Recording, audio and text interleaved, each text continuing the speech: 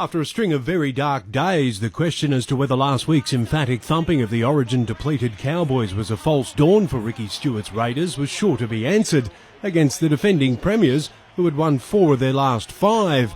Plenty of fancy footwear on display, but the colour of their boots meant little as the Roosters began to let the ball do the talking. Towards the wing of Tupou, won't get that far instead. Centre field, the push back from Maloney. He passes, eventually it gets to Tupou, and Daniel gets the first try.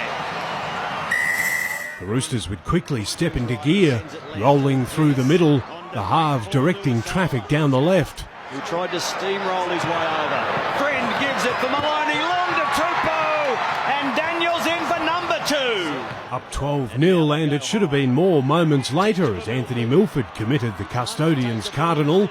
But while the Roosters would fail to take advantage on that occasion, they'd soon get another opportunity in the red zone. Nice ball to Maloney, who runs right into the in goal and runs under the crossbar to boot. James Maloney. The Roosters cruising into the break, leading the Raiders 18 points to 0. The honeymoon has long been over for the Raiders coach. With few positives from the first half, there was little ceremony in the sheds. Ricky Stuart imploring his men to plug the holes, and they'd lift their intensity, holding the Roosters at bay. But there was little the Raiders could do about the aerial specialist. Maloney, who kicks the crossfield, looking for a jumper, and Tupou! There's number 3 for Daniel Tupou. The giraffe on the wing for the Roosters has stuck his big neck up and grabbed another one. It was looking fairly grim for Canberra. Terry Campese would launch his own aerial assault. Torpedo bomb. But he's circling above Allianz, taken by Minicello. He needs some support. Minicello away from Campese. Inside it's Roger Tuivasa-Sheck.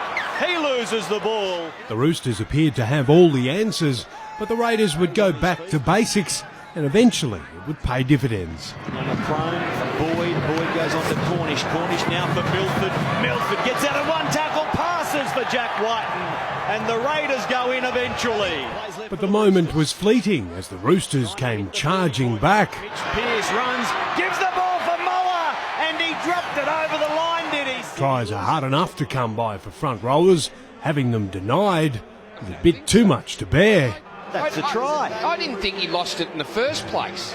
With the clock winding down, that howler was unlikely to play any part in the result, but the Raiders kept coming. Mitch gives it short for Paul Vaughan to power into the in goal and get to ground. Too little, too late from Canberra. The Roosters would add another 2 to their total late.